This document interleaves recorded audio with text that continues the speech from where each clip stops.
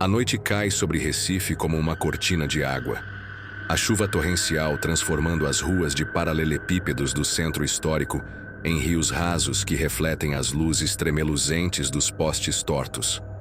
Arlindo, um assaltante de 34 anos, se move, pelas sombras de um beco estreito, o capuz da jaqueta encharcado colado à cabeça. Suas cicatrizes contam histórias que ele carrega como fantasmas. Uma marca de faca no braço, de um roubo que quase custou sua vida, e uma tatuagem desbotada no pescoço, um amuleto que nunca o protegeu.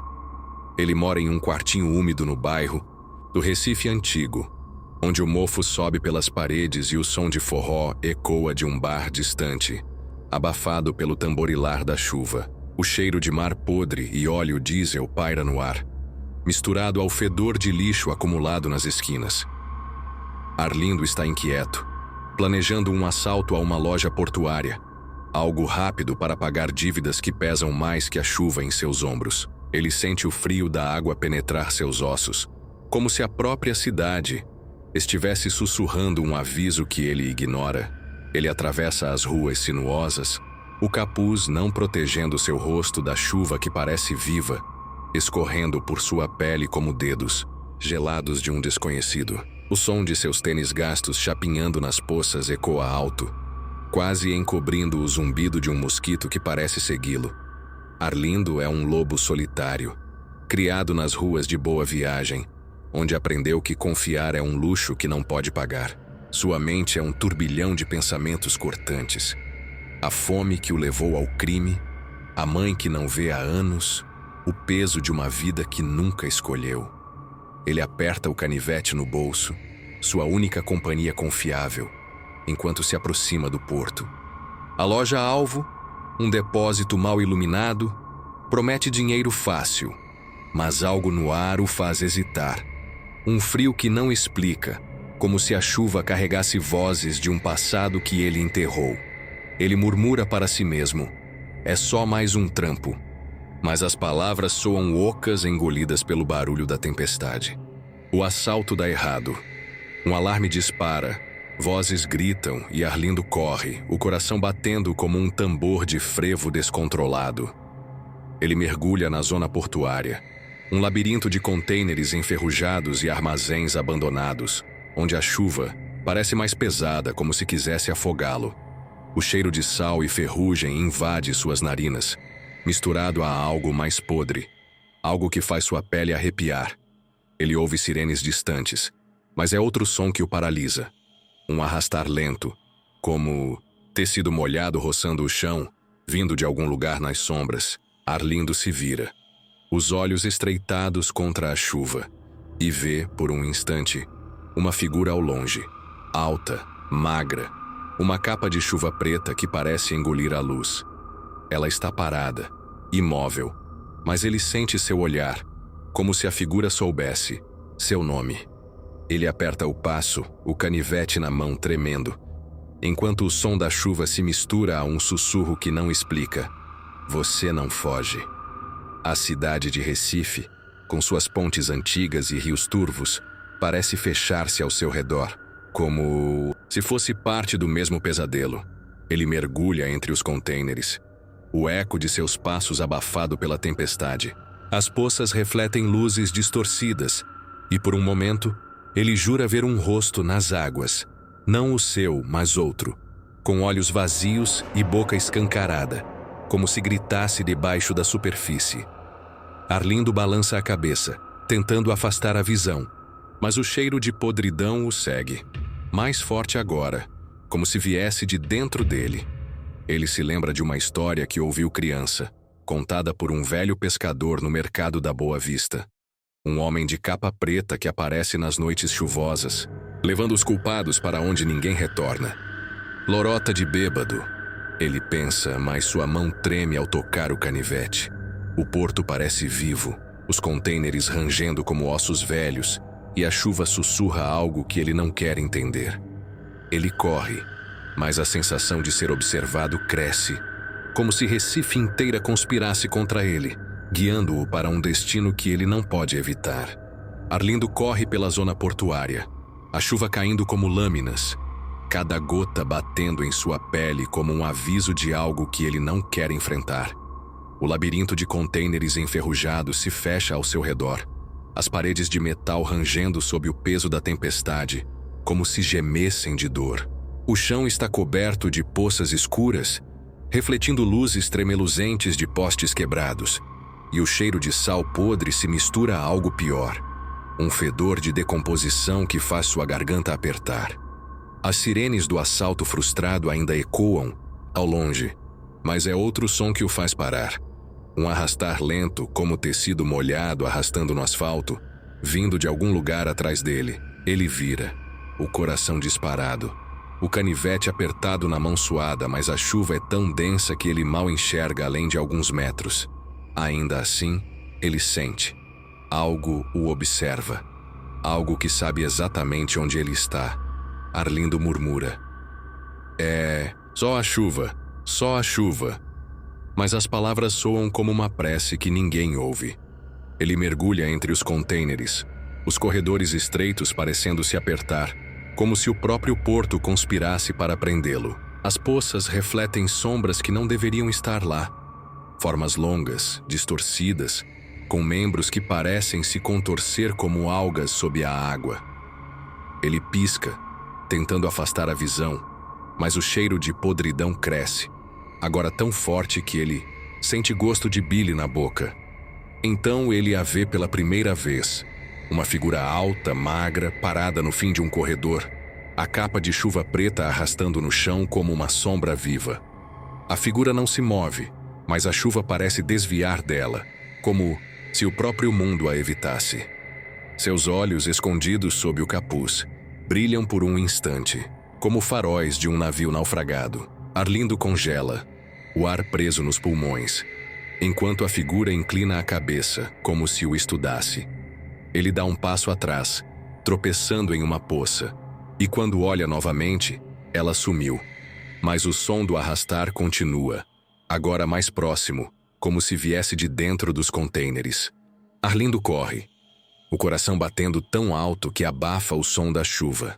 Ele se lembra de um roubo anos atrás, quando deixou um parceiro para trás, baleado, enquanto fugia. A culpa, que ele enterrou fundo, sobe como vômito, e ele jura ouvir a voz do homem morto sussurrando seu nome entre as gotas. Você não escapa, a voz parece dizer, misturada ao tamborilar da chuva. Ele vira uma esquina esperando encontrar a saída do porto, mas dá de cara com outro container. A porta entreaberta revelando escuridão total. Algo se move lá dentro. Não a figura, mas uma sombra que parece rastejar, como se o próprio metal estivesse vivo.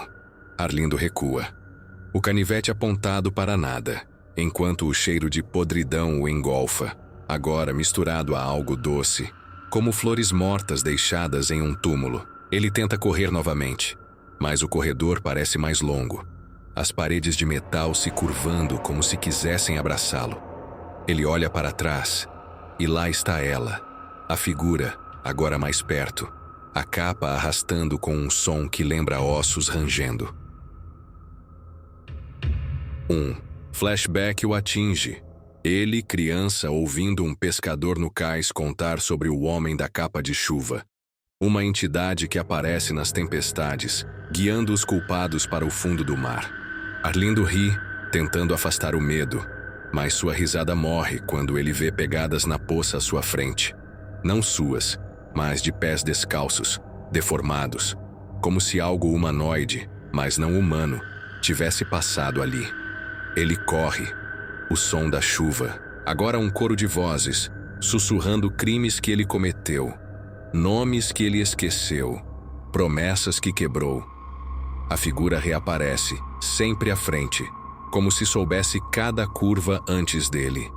Ele tenta gritar, mas a chuva engole sua voz, e o cheiro de podridão o faz cambalear, como se estivesse inalando a morte. Ele se esconde atrás de um container, o metal frio contra sua pele, mas o arrastar da capa está em toda parte agora, como se a figura não apenas o seguisse, mas estivesse dentro de sua mente, esperando o momento em que ele não poderá mais fugir. Arlindo corre, os pulmões ardendo, a chuva caindo como agulhas que perfuram sua pele já encharcada. Os contêineres ao seu redor formam um labirinto impossível. Os corredores estreitos se alongando como se o porto estivesse vivo, rearranjando-se para mantê-lo preso. O som de seus passos chapinhando nas poças é engolido por um eco distorcido, como se o chão respondesse com risos abafados, roucos, que lembram gargantas cheias de água. O cheiro de podridão agora é insuportável. Um fedor de carne apodrecida e algas mortas que parece rastejar para dentro de sua alma, fazendo-o engasgar. Ele vira uma esquina, esperando encontrar a saída, mas a figura de capa preta está lá, sempre à frente, como se soubesse cada movimento antes dele. A capa a arrasta no chão, o tecido molhado movendo-se como algo vivo, e sob o capuz, olhos brilham com um verde doentio, como o brilho de peixes mortos na superfície do mar. Arlindo grita, mas a chuva engole sua voz, transformando-a em um gemido que ecoa de volta, como se zombasse dele. Ele tenta se esconder, espremendo-se entre dois contêineres, o metal enferrujado frio contra suas costas, mas o som da capa arrastando o segue, agora acompanhado por um tamborilar que não é chuva. É algo mais pesado, como dedos ossudos batendo no metal. As poças ao seu redor refletem rostos que não estão lá. Olhos arregalados, bocas abertas em gritos silenciosos, rostos de pessoas que ele roubou, enganou, abandonou. Um flashback o golpeia como um soco. A noite em que deixou um parceiro sangrando no cais, fugindo enquanto ouvia seus gritos se misturarem à chuva. Você me matou, Arlindo.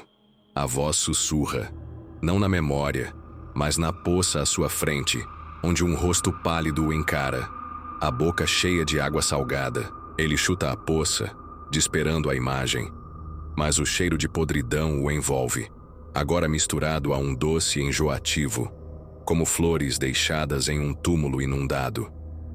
Ele corre novamente, mas os corredores parecem girar, levando-o em círculos, como se a figura o guiasse para um destino que ele não quer ver. Arlindo para, ofegante, o coração batendo como um tambor de maracatu fúnebre. Ele vê símbolos gravados nos contêineres, não grafites, mas marcas antigas, como as que pescadores contavam histórias sobre, sinais de oferendas feitas ao mar para apaziguar entidades que nunca dormem. Ele se lembra de lendas de Recife, contadas por sua avó. Caboclos do mar, espíritos de afogados que voltam nas tempestades, arrastando os culpados para o fundo. A figura aparece novamente, agora, mais perto, a capa se abrindo por um instante, revelando um vislumbre de pele cinzenta, inchada, como a de um corpo que ficou tempo demais na água. Arlindo aponta o canivete gritando, "O que você quer?" Mas a figura apenas inclina a cabeça, e o som da chuva se transforma em vozes, nomes de suas vítimas, súplicas que ele ignorou, promessas que quebrou. Ele tenta correr, mas tropeça em algo macio, uma corda que parece pulsar como uma veia, e ao olhar vê que é um pedaço da capa, rastejando sozinha pelo chão. O terror o consome agora, sua mente desmoronando sob o peso da culpa e do impossível. Ele tenta se esconder em um container aberto, mas dentro, o ar é gelado e as paredes estão cobertas de arranhões, como se alguém tivesse tentado escapar com as unhas. Ele sente a figura atrás dele, não vendo, mas sabendo, como se ela estivesse dentro de sua cabeça, sussurrando seus pecados. O som da chuva agora é um coro, palavras em uma língua que ele não entende, mas que ressoam como um cântico de candomblé distorcido, evocando entidades que o porto escondeu por séculos. Arlindo cai de joelhos, as mãos cobrindo os ouvidos, mas as vozes não param, e o cheiro de podridão o sufoca, como se ele estivesse se afogando em terra firme. Ele percebe, com um horror que faz seu corpo tremer, que a figura não está apenas o seguindo. Ela sabe para onde ele vai, como se o porto inteiro fosse uma armadilha, e ele, a vítima de um jogo que já perdeu. Arlindo corre, mas seus pés parecem afundar no chão encharcado, como se a chuva tivesse transformado o asfalto em lama viva, puxando-o para baixo. O labirinto de contêineres se fecha ainda mais, as paredes de metal rangendo como se fossem dentes de uma fera prestes a morder. O cheiro de podridão agora é insuportável. Um fedor de carne apodrecida e água estagnada que parece rastejar por sua garganta, como se ele estivesse engolindo a própria morte. A figura de capa preta aparece, em cada esquina, sempre à frente, nunca correndo, mas sempre lá, como se o tempo e o espaço se curvassem para ela. A capa se arrasta, o som molhado misturado a um estalar que lembra ossos quebrando. E sob o capuz, olhos verdes brilham como lanternas de um navio perdido, perfurando a alma de Arlindo. Ele grita, "Me deixa em paz!" Mas sua voz é engolida pela chuva, que agora sussurra seu nome em um coro de vozes roucas, como se todos os afogados do porto o chamassem. Ele tenta lutar, apontando o canivete para a figura, mas ela apenas inclina a cabeça, e a capa se abre por um instante, revelando algo que não é humano. Pele cinzenta, inchada, como a de um corpo que passou semanas no fundo do mar, com algas penduradas como cabelos podres. Arlindo recua, tropeçando em uma poça que reflete não seu rosto, mas o de suas vítimas. O parceiro que abandonou, a mulher que roubou, o menino que viu demais. Você os trouxe até mim, a figura parece dizer, sem mover a boca, a voz ecoando dentro de sua cabeça como um prego cravado na mente. Ele percebe com um horror que faz seus ossos doerem que a figura não o persegue.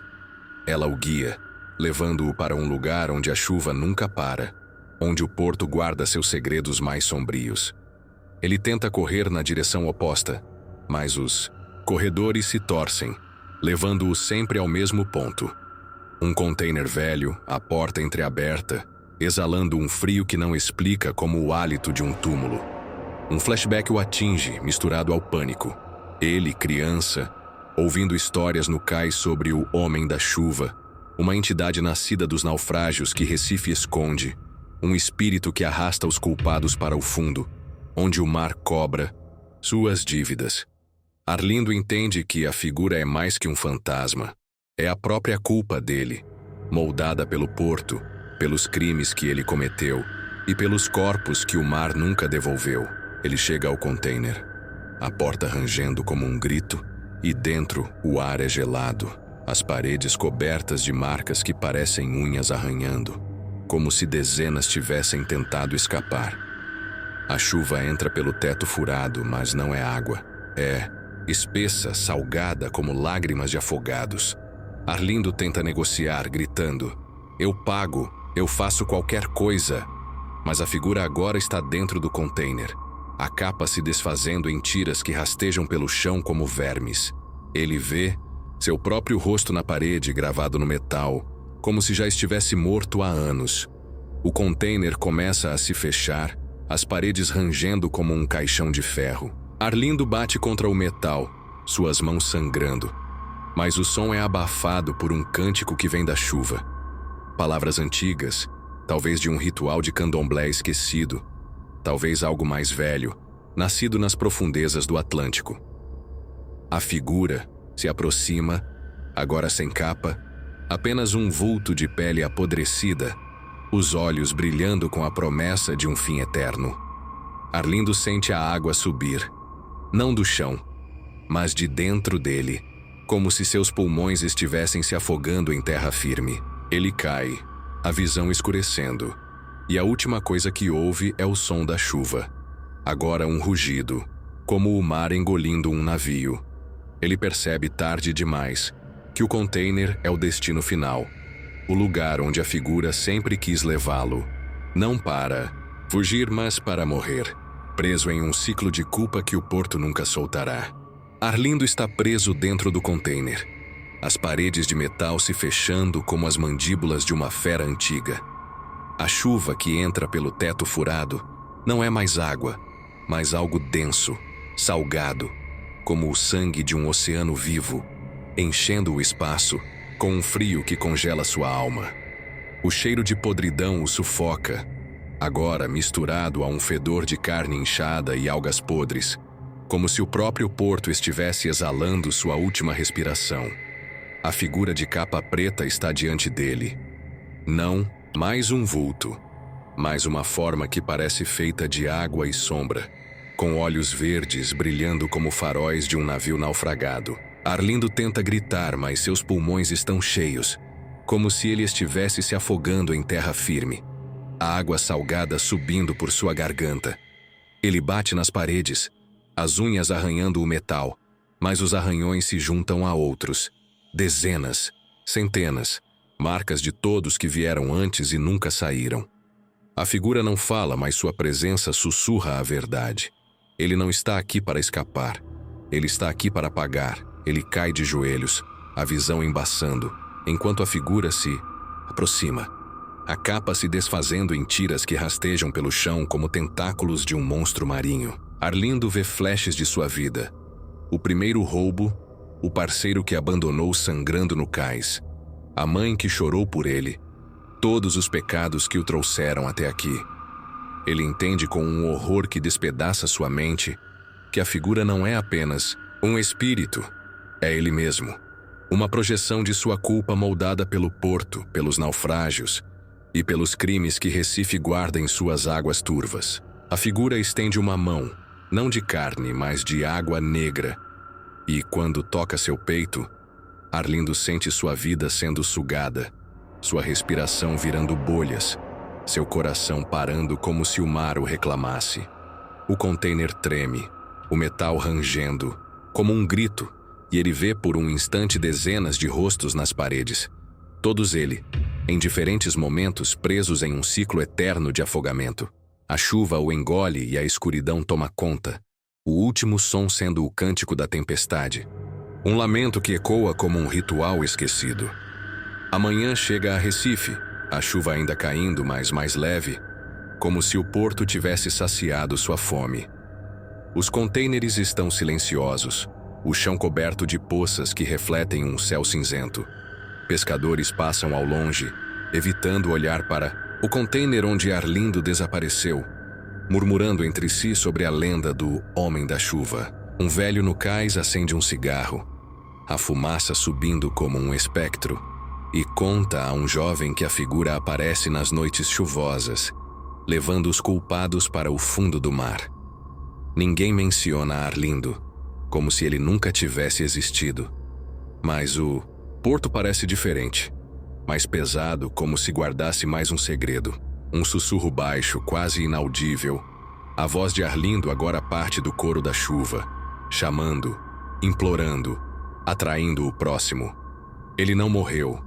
Ele é o porto agora, sua alma presa às águas, sua culpa alimentando a entidade que nunca dorme. Novo assaltante, jovem e nervoso, corre pela zona portuária sob a chuva, fugindo de um trabalho mal feito. Ele para, ofegante, ao ouvir um arrastar lento, como tecido molhado no asfalto. Ele vira e lá está, uma figura alta, magra, a capa preta arrastando no chão, os olhos brilhando na escuridão. O jovem aperta o canivete no bolso sem saber que o porto já escolheu seu próximo. A chuva cai mais forte, e o som de um cântico antigo ecoa, como se Recife inteira cantasse para os condenados. O ciclo continua, o mar segue faminto, e a figura espera, guiando mais uma alma para o lugar onde ninguém escapa. Amanhã chega a Recife, a chuva ainda caindo, mas mais leve, como se o porto tivesse saciado sua fome. Os contêineres estão silenciosos, o chão coberto de poças que refletem um céu cinzento. Pescadores passam ao longe, evitando olhar para o container onde Arlindo desapareceu, murmurando entre si sobre a lenda do Homem da Chuva. Um velho no cais acende um cigarro, a fumaça subindo como um espectro, e conta a um jovem que a figura aparece nas noites chuvosas, levando os culpados para o fundo do mar. Ninguém menciona Arlindo, como se ele nunca tivesse existido. Mas o porto parece diferente, mais pesado, como se guardasse mais um segredo. Um sussurro baixo, quase inaudível. A voz de Arlindo agora parte do coro da chuva, chamando, implorando, atraindo o próximo. Ele não morreu. Ele é o porto agora. Sua alma presa às águas. Sua culpa alimentando a entidade que nunca dorme. Um novo assaltante, jovem e nervoso, corre pela zona portuária sob a chuva, fugindo de um trabalho mal feito. Ele para, ofegante, ao ouvir um arrastar lento, como tecido molhado no asfalto. Ele vira e lá está, uma figura alta, magra, a capa preta arrastando no chão, os olhos brilhando na escuridão. O jovem aperta o canivete no bolso sem saber que o porto já escolheu seu próximo. A chuva cai mais forte e o som de um cântico antigo ecoa, como se Recife inteira cantasse para os condenados. O ciclo continua, o mar segue faminto e a figura espera, guiando mais uma alma para o lugar onde ninguém escapa.